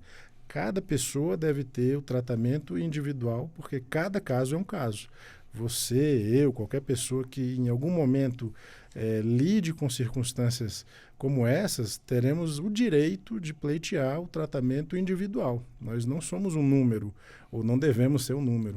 Nós temos a necessidade de tratamento digno e o encarceramento em massa como fenômeno, Walter, precisa ser analisado. Ainda esses dias agora houve uma discussão menor do que deveria sobre a tortura dentro dos presídios, né?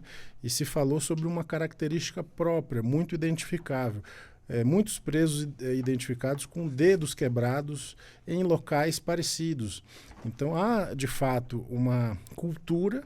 Essa cultura precisa ser analisada, sem que a gente generalize também, né? Claro. Mas é preciso que a gente olhe para essas pessoas e todos com um tratamento digno que merecem. Todas as pessoas, sem exceção, precisam de um tratamento humano. E a gente sabe que isso é um tema que a academia vai chamar de contra-majoritário, Walter, porque é contra-majoritário em razão de não encontrar uma boa acolhida, é contra o pensamento majoritário das pessoas.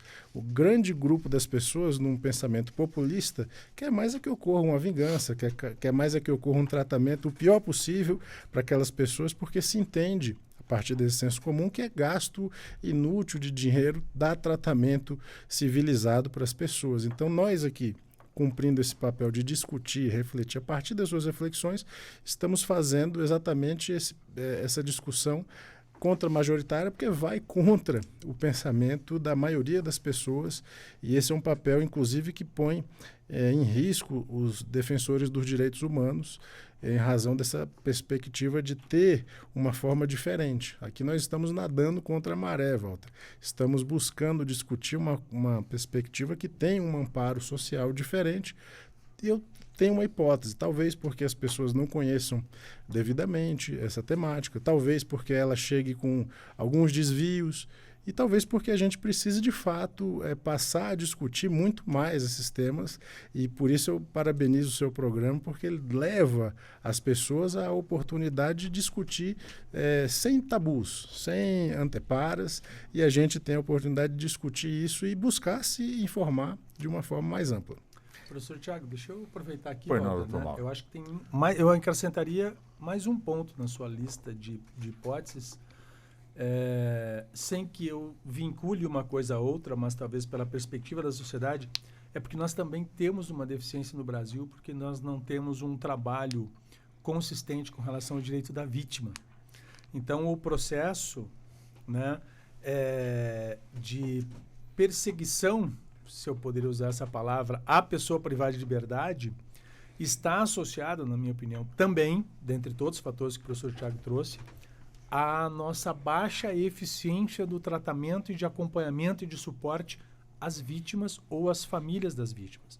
Porque, obviamente, né, quem primeiro dissemina, né, e quando tu fala, por exemplo, com um pai ou com uma mãe de uma filha violentada e morta, não há argumento que tu possa usar para aquela pessoa ou para aquela família, né, que, a não ser por muitas vezes uma intercessão divina, enfim, por um outro tipo de sentimento mova aquela pessoa, de achar que você possa dar liberdade para alguém que pratica um crime tão bárbaro. Então, acho que esse é uma discussão importante também, que nós poderíamos, num outro programa, trazer essa discussão do direito da vítima também como um aspecto importante. Né?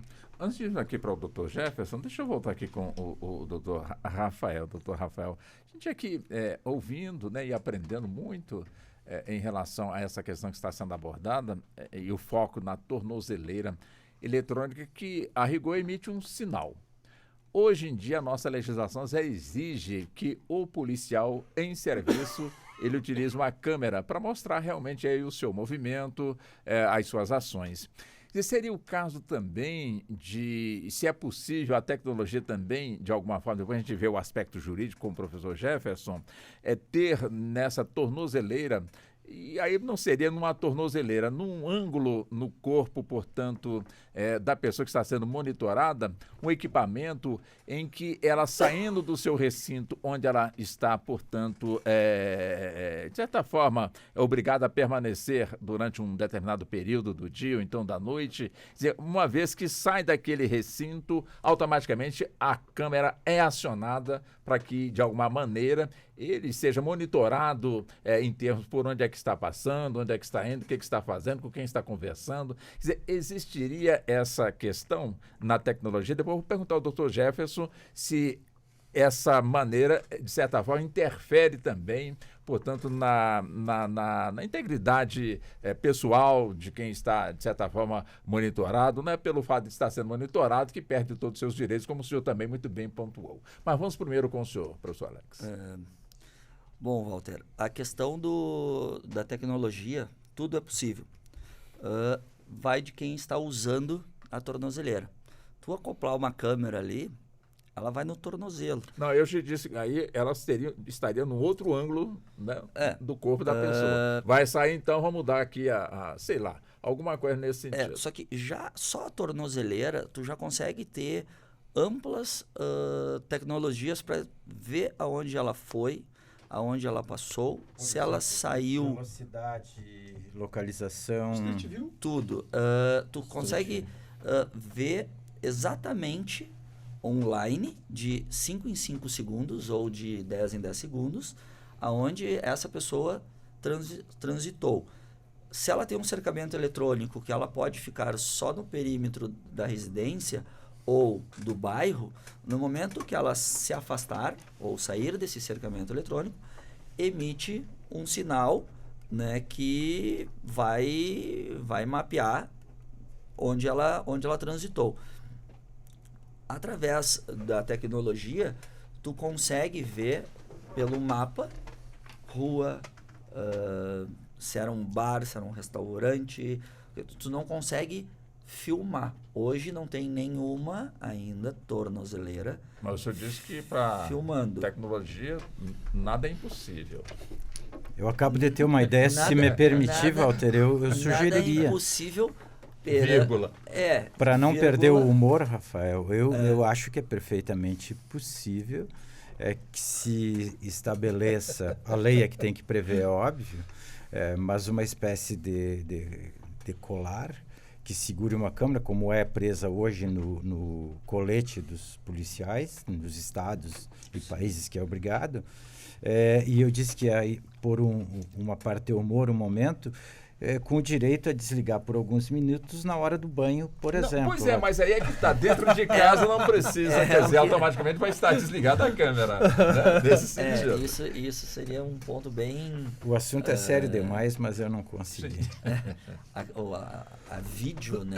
O vídeo, ele exigiria muita disciplina de quem está usando, né? Que a câmera corporal, até para o policiamento, ela exige uma disciplina, porque o policial ele tem que estar com ela com a bateria carregada, o cartão de USB dela tem que estar com memória para poder armazenar, e ele tem que estar com ela posicionada. Então, se esses 3 fatores não tiver alinhados, não vai ter o resultado efetivo, né?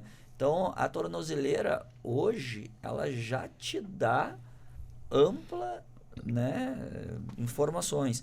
Até batimento cardíaco, caso já aconteceu de um apenado tirar e religar num animal, no seu doguinho, tu consegue né, ver que não é um ser humano que está usando ela.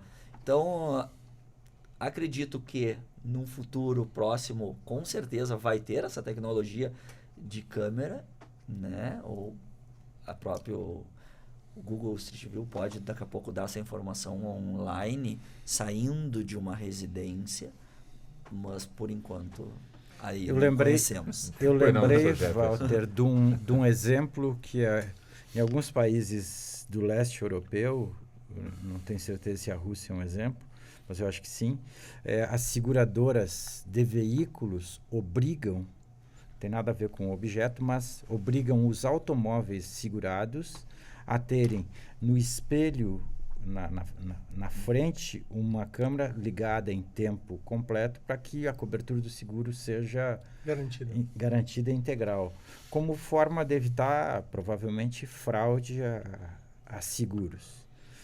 Isso apareceu mais objetivamente quando a queda de um corpo celeste, de um meteorito em algum lugar, foi filmada por inúmeros automóveis. E aí surgiu a discussão porque os automóveis, eu acho que era na Rússia, já faz uns anos, todos são, para algumas seguradoras, obrigados a terem uma câmera de vigilância que filme a atividade, de modo semelhante à dos policiais. Mas eu acho que é uma especulação possível, razoável, que se crie outras formas. O que o Rafael diz é que, e eu acho que ele tem razão, que os elementos que o sistema hoje de monitoramento, seja pela dita tornozeleira ou outro equipamento, pode ser uma pulseira ou outra, monitora, já são suficientes com as informações que tem para dar a contraprestação necessária. Eu ia aproveitar, Jefferson, que talvez, Walter, né, dentro do escopo da tua perspectiva de, digamos assim, aperfeiçoar o modelo, talvez, e essa é uma discussão que já existe, acadêmica, e já existe estudos, é a implantação de chip e não mais a tornozeleira.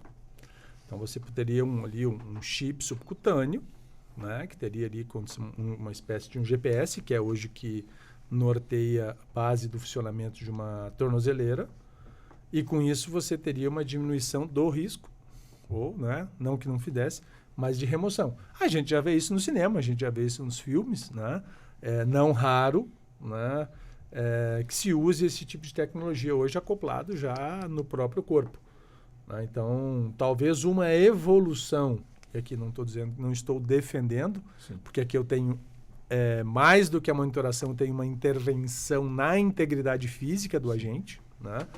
Então, isso teria que ser melhor avaliado, mas, né, poderia ser um mecanismo, né, a ser utilizado. Por exemplo, os chips poderiam ser usados hoje, por exemplo, em tempos de guerra, para que você pudesse monitorar os soldados de um batalhão para um resgate, para algum tipo de situação, enfim, né, que seria muito melhor, né? Ou seja, para determinadas situações, determinadas hipóteses, essa poderia ser uma solução viável.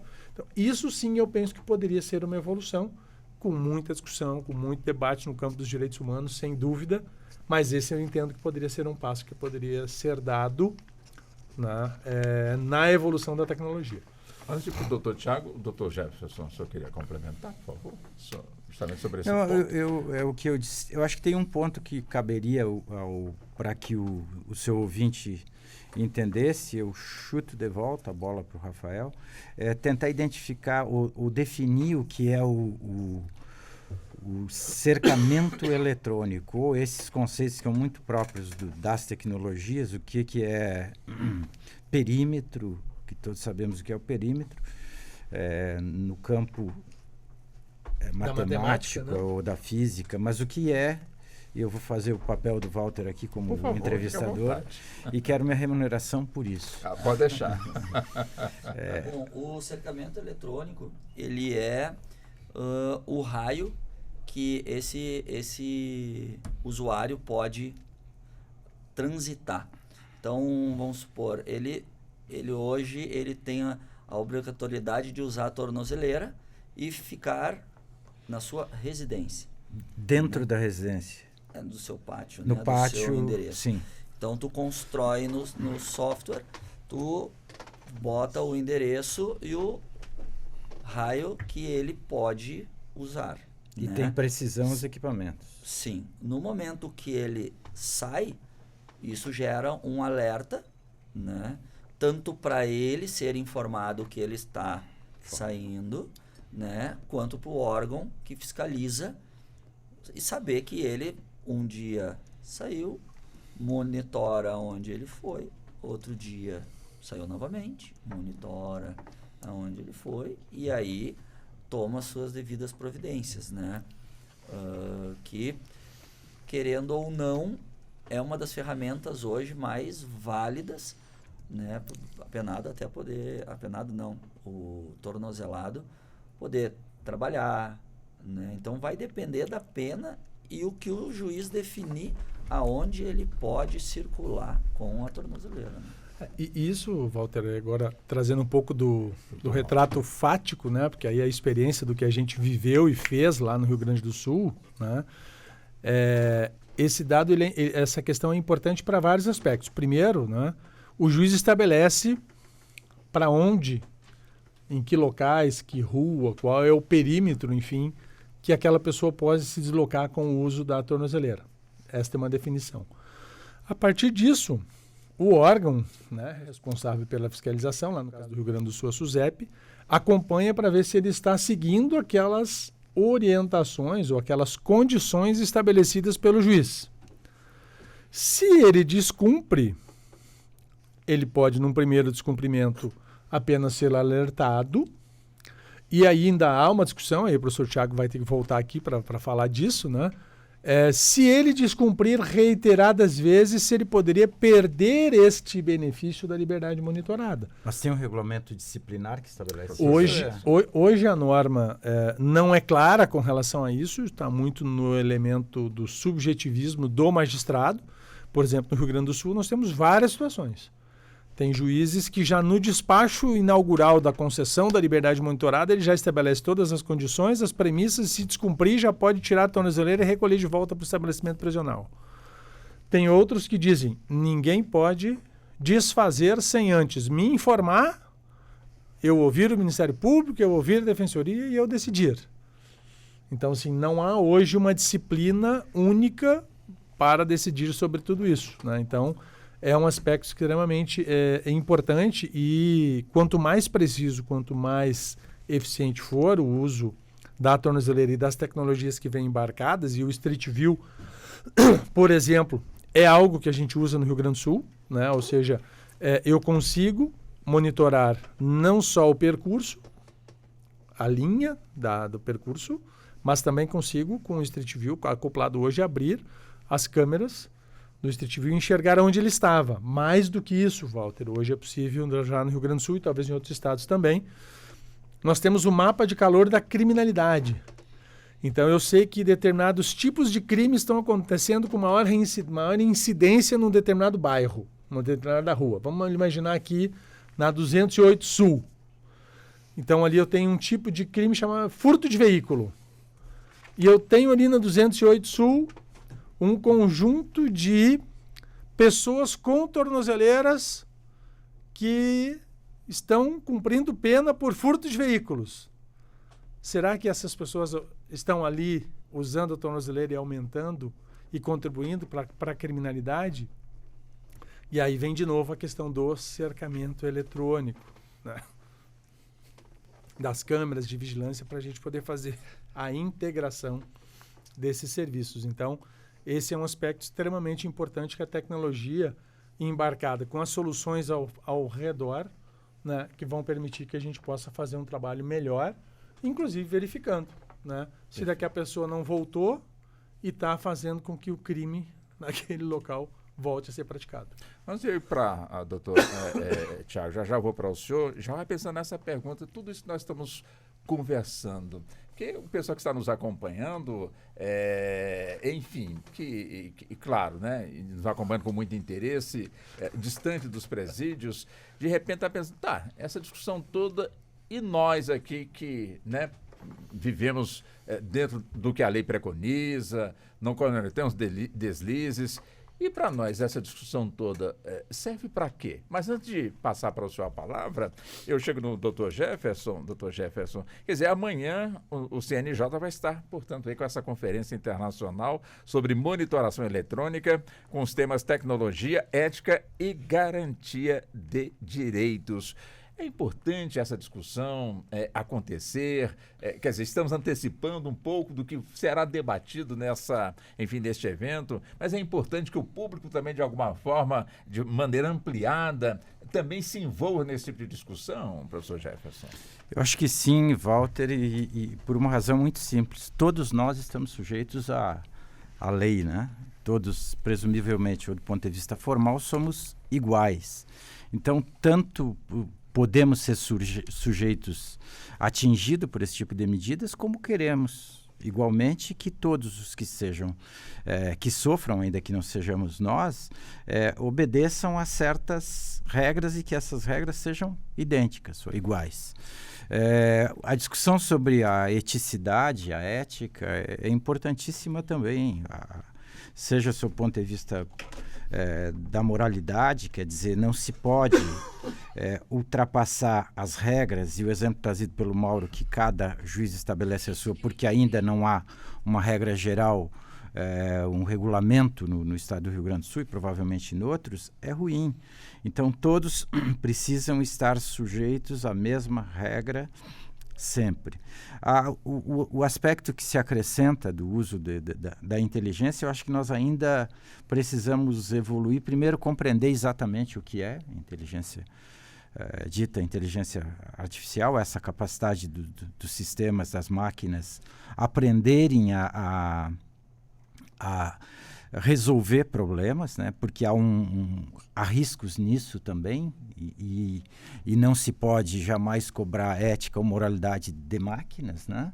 E as máquinas podem desenvolver vieses ruins, vieses que encarcerem mais que apliquem certas decisões sobre certos grupos étnicos, por exemplo.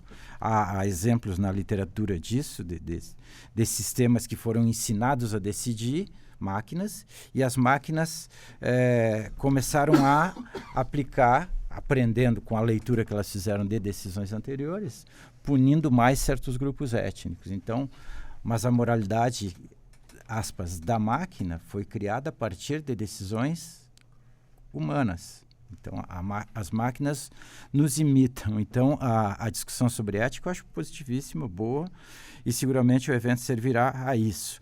A aproximação de grupos e de experiências estrangeiras também, Nós estamos provavelmente entre os países talvez economicamente mais ricos, um dos 10, mas encarceramos demais. Se fala em 710 mil pessoas presas, nós estamos atrás no ranking, claro, da China, dos Estados Unidos, da Rússia e os países. Mas tem experiências de países que prendem menos, né? Que monitoram mais, que usam mais tecnologia, e provavelmente a comparação entre os sistemas, ainda que não devamos importar diretamente, é boa para que se conheça aquilo que teve sucesso ou não, ainda que sejamos diferentes também, né? Em alguma medida dessas outras nações, mas o aprendizado nosso com outros países é positivíssimo, assim como a atração para que eles conheçam os nossos deficiências e nos ajudem a solucionar os nossos problemas. Perfeito. Professor Tiago, e aí, né? Estamos aqui num debate importantíssimo, com toda certeza, fazendo essa abordagem no campo tecnológico, essa questão de segurança pública, presídios, enfim. E para o pessoal que está do lado de fora, né? Qual a importância de todo esse trabalho da visão do senhor? Essa é uma questão das mais interessantes, Walter, porque você fez uma observação muito válida. Todas as pessoas que nos ouvem e que às vezes não têm nenhuma relação com esse tema mais próximo podem se questionar, se perguntar, e eu com isso, né? Eu me permito lembrar aqui de um evento, de um aspecto, de uma crônica presente num livro que deveria ser leitura obrigatória para todos os estudantes de direito. Chama-se Memórias de um Rábula Criminalista. Isso é final do século XIX, virada do século XX. É bom você explicar o que é rábula. Na sequência. É bom. Tá certo, tá bom. E a autoria é do Evaristo de Moraes, o pai, não o filho, né? Sim.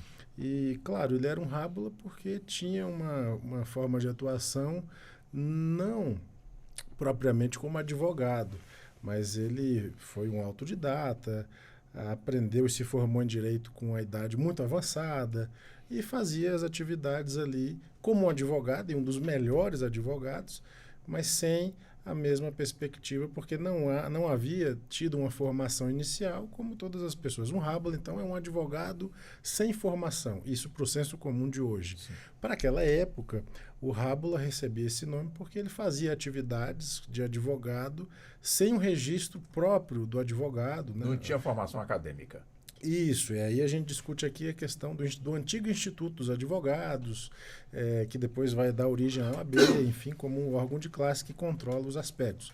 Mas ele tem esse livro, é um livro de memórias dele, em que um dos textos eu acho fantástico, se chama Um Jurado Terrível.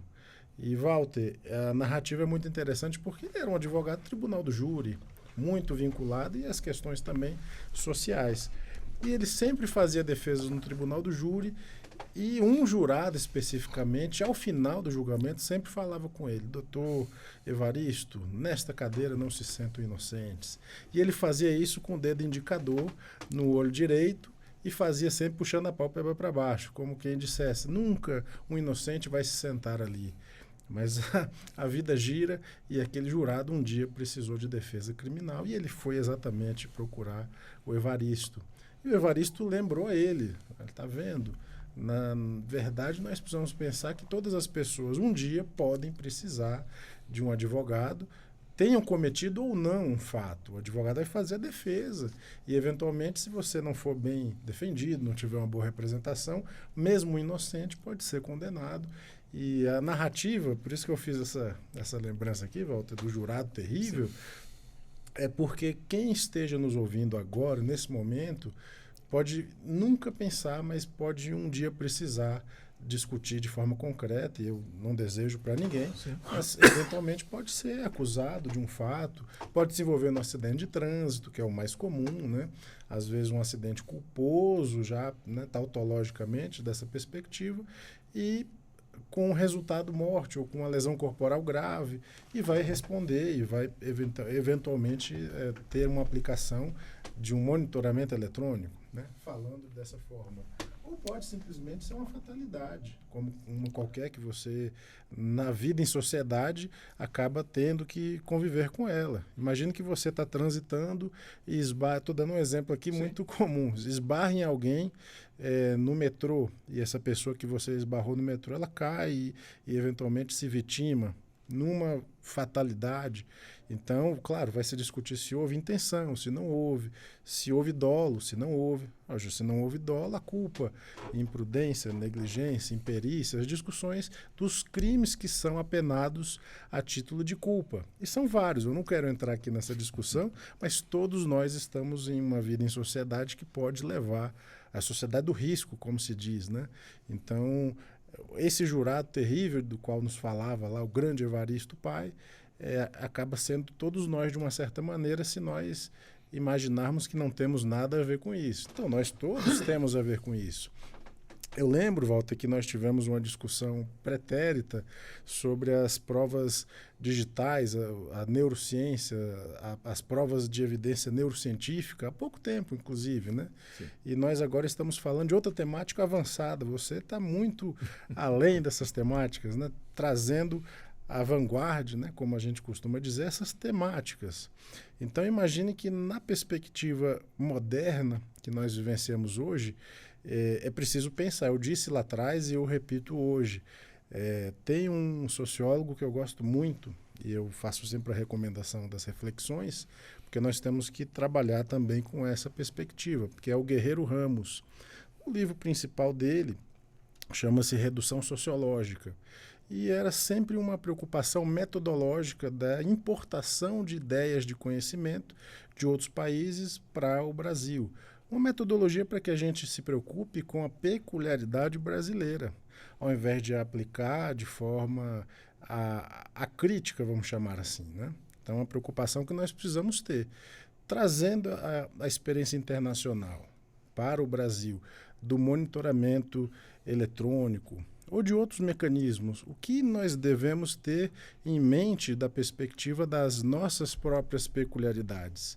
Isso é evidente porque em certos estados, Walter, e o Dr. Mauro falou do Rio Grande do Sul, da experiência, a gente pode falar do estado de Goiás e de tantos outros, por exemplo, estado do Pará, Amazonas, alguns delitos são mais frequentes. Alguns delitos têm uma peculiaridade mais própria.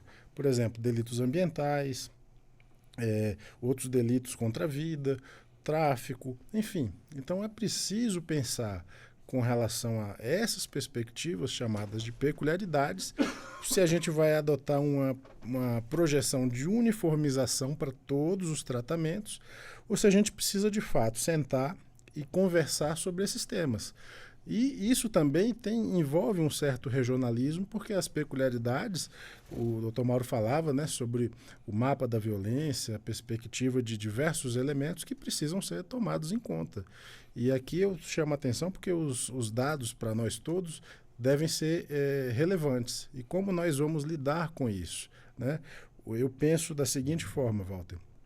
A tornozeleira, como menção, né, até de forma pejorativa, monitoramento eletrônico, talvez precise ser pensada sob a perspectiva da restrição da liberdade e que esta nunca deve ser feita de uma maneira automática. Até porque tem outros mecanismos, né? A própria legislação processual penal, ela fala em medidas cautelares diversas da prisão.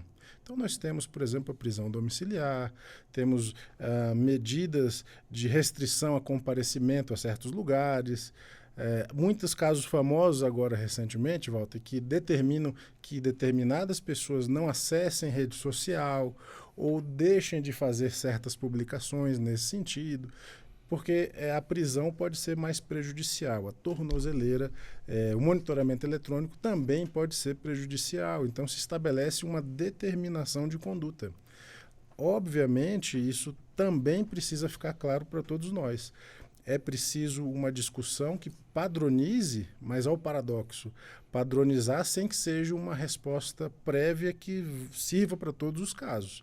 A gente precisa ter segurança jurídica, mas também ter em mente que todos nós estamos sujeitos a uma medida cautelar atípica, como eu disse agora, de propósito, na sua sempre bem-vinda provocação, Walter, e para que a gente possa também, e aí eu vou devolver para o Dr. Mauro, né, essa discussão também aqui para o Rafael, as discussões próprias que podemos fazer. O que nos levaria a substituir uma medida de monitoramento eletrônico por outra medida também virtual, mas que seja relevante. E eu explico, Walter. Essa semana entra em vigor o chamado Marco Jurídico das Criptomoedas. Em 14 artigos, a legislação estabelece ali muitas mudanças, regulamentação do Bitcoin, etc., mas muda o Código Penal também e a Lei de Lavagem de Dinheiro. E muda para estabelecer uma pena e para estabelecer um tratamento específico. Então, nós temos ali um tipo de ato que pode receber uma restrição da liberdade. E, eventualmente, o monitoramento eletrônico vai se fazer presente. De que forma a gente vai lidar com esses novos tipos de delito, inclusive criando, né, o estelionato digital, o estelionato da criptomoeda que está aí, né, essa semana entrando em vigor após 180 dias, né, de vacatio legis, a gente precisa pensar, porque todos nós, em algum momento, podemos estar sujeitos. Imagina que qualquer um de nós compre um Bitcoin ou faça uma compra que seja interpretada como participação em certos agrupamentos que nós não imaginemos. E aí vamos ser, então, imputados, participar de uma discussão jurídica dentro de uma complexidade da pós-modernidade que você muito bem colocou. Então, eu acho que essa discussão, Walter, devolvendo a palavra, é extremamente importante. E eu devolvo para o Dr. Mauro Aufschild. Não, eu concordo com o Thiago, e eu acho que quando eu me detenho a estudar a questão dos requisitos objetivos, né, para a liberdade monitorada, é exatamente estabelecendo uma premissa das pessoas que possam estar encaixadas nesse tipo de situação. Mas eu não tenho dúvidas que nós precisamos aperfeiçoar o sistema de cumprimento da pena nas suas mais diversas dimensões e talvez está aqui simplificando, obviamente, a fala do Thiago, mas na medida em que a gente consiga, digamos assim, agrupar os tipos penais de forma a estabelecer que tipos de impedimentos ou que tipos de limitações ou que tipo de cerceamentos possamos impor a estas pessoas, de forma que elas possam continuar convivendo na sociedade, mas que não voltem a interagir com aquele tipo de situação que deu causa ao crime que elas praticaram. Eu acho que...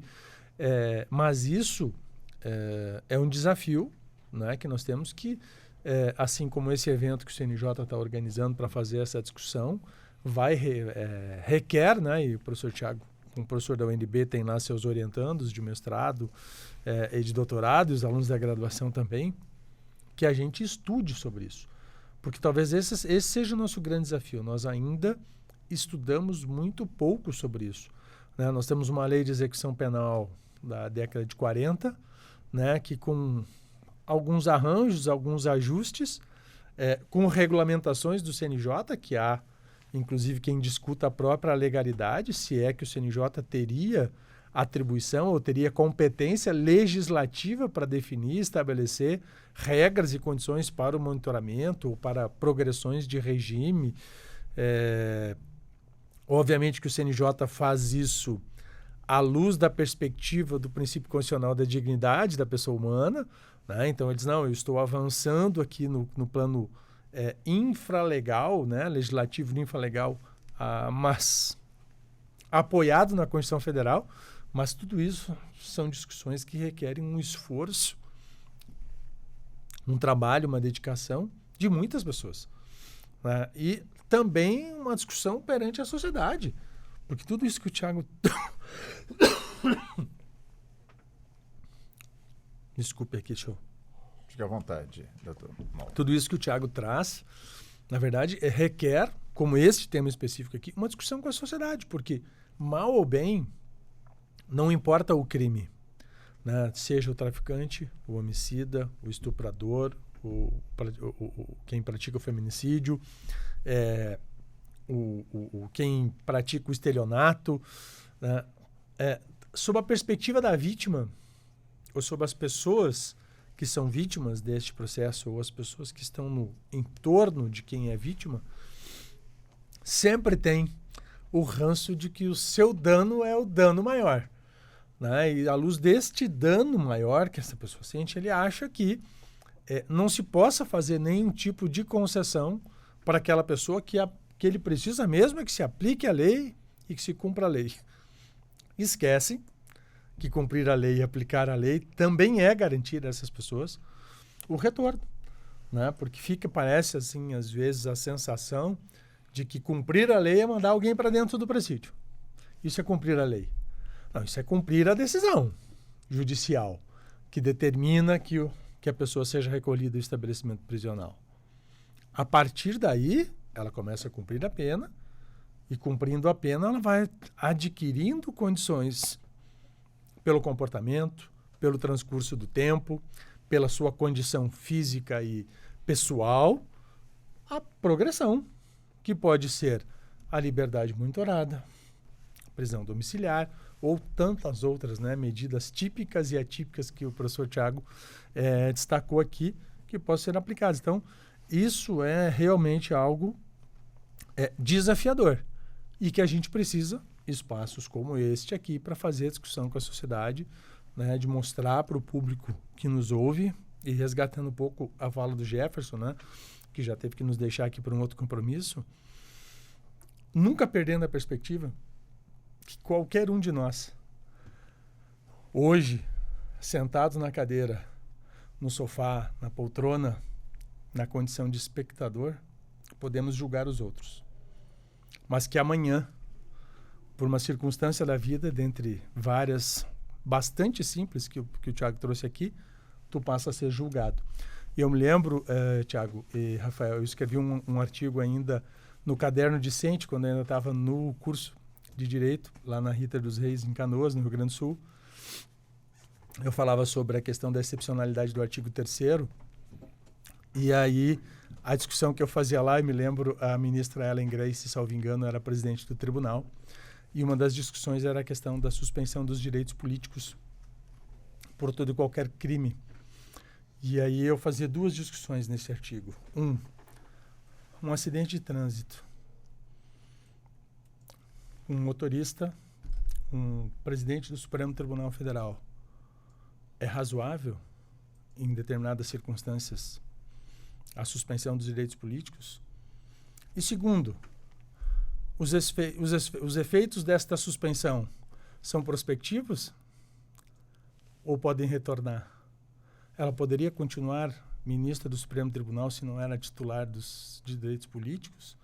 Então veja quantas consequências podem advir de um fato simples, de um acidente de trânsito. E aí fica o desafio para quem nos ouve. Perfeito. Quem não tomou uma cervejinha e depois dirigiu?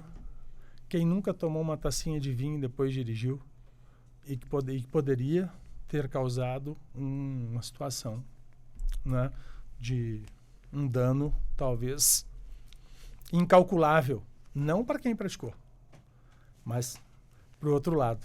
Né, uma criança que está saindo de um ônibus, né, enfim, tantas situações do dia a dia, nas grandes cidades principalmente, onde a vida é agitada e sempre com muita pressa, então qualquer um de nós é suscetível. Bom, nosso tempo está já se encerrando, doutor Alex. Um minuto para as considerações. Aliás, doutor Rafael, um minuto, por favor, para as considerações finais. Doutor Rafael, já agradecendo ao senhor pela gentileza, pela atenção conosco aqui nos estúdios da Rádio Justiça. Bom, eu só tenho a agradecer a oportunidade e pleno conhecimento que eu tive hoje aqui, aprendizado com todos vocês. Nós é que agradecemos muito também a presença, a participação do senhor conosco aqui nos estúdios. Doutor Tiago, também, por favor, um minuto e meio para as considerações finais. Walter, eu também só tenho a agradecer. Hoje foi uma tarde genuína de aprendizado, trocas, experiências, provocações, e penso que o nosso ouvinte sai enriquecido, porque eu saí enriquecido dessa discussão, e agradeço a oportunidade ao Rafael, ao Dr. Mauro, ao Jefferson, que já saiu, foi para outro compromisso, e a você. E efetivamente a gente precisa repensar alguns marcos, e você, Walter, nos deu essa possibilidade hoje. prazer, com todo prazer. Doutor Mauro, também, por favor, 1 minuto e meio para as considerações finais. Bom, também quero agradecer e repetir aqui a brincadeira que fizemos na chegada, né? É sempre bom, Walter, participar do teu programa, pela tua história, né? Por tudo aquilo que tu já construiu ao longo da tua vida profissional, né? Eu digo para todas as pessoas, quando eu escuto a Voz do Brasil, né? Digo, aqui está, né? Alguém com quem eu tenho sempre o prazer e a grata satisfação de conversar, e eu acho que aqui o que todos disseram, né, sobre o teu vanguardismo, sobre o teu trabalho, né, sobre a tua dedicação, a gente chega aqui, sempre te encontra aqui com a mesa cheia de papéis, o que mostra que tu não faz só um programa, mas que tu estuda, que tu aprofunda, porque tu está preocupado. Não só em nos atender bem aqui enquanto teus entrevistados, mas principalmente por atender bem o teu público, né, o que te deixa aí há mais de 20 anos na Rádio Justiça, 40 anos, né, no rádio, né, na Rádio Nacional. Então, acho que isso, Walter, é o que nos deixa feliz, né, de poder estar aqui discutindo um assunto sério, né, mas com simplicidade, com leveza, mas com a responsabilidade, né, de saber que estamos comunicando para muita gente algo que não é do dia a dia, que não é da rotina, que não é do cotidiano das discussões da sociedade, mas que tem repercussão direta na vida delas todos os dias. Então, te agradeço por esse espaço, por essa oportunidade mais uma vez, e como sempre te digo, quando sair daqui, estou à disposição, é só chamar. Vai ser sempre um prazer estar aqui contigo, com toda a tua equipe. É sempre um prazer, doutor Mauro. Muito obrigado ao senhor pela gentileza. Doutor Thiago, também muito obrigado também pela atenção. Doutor Rafael, eu vou dormir pensando, portanto, na tornozeleira eletrônica na bateria do carro. Fantástica essa iniciativa, que evidente nós vamos, numa primeira oportunidade, avançar mais ainda neste tema. Muito obrigado também ao senhor pela gentileza. Muito obrigado. E assim chegamos ao fim da edição de hoje do Justiça na Tarde, programa que teve a minha apresentação, Walter Lima, na produção de Ana Cláudia Possati, trabalhos técnicos do Neto Silva e a coordenação de jornalismo de Bárbara Michelini. Muito obrigado também ao Dr. Jefferson Guedes, ele que precisou se ausentar um pouco mais cedo por conta de outros compromissos. Mas o nosso agradecimento a todos os presentes aqui e a você que está sempre aí prestigiando a 104,7 FM, que é a sua Rádio Justiça, como também nos acompanhando pelo canal do YouTube da Rádio Justiça. Muito obrigado a todos e até o nosso próximo encontro. Boa tarde.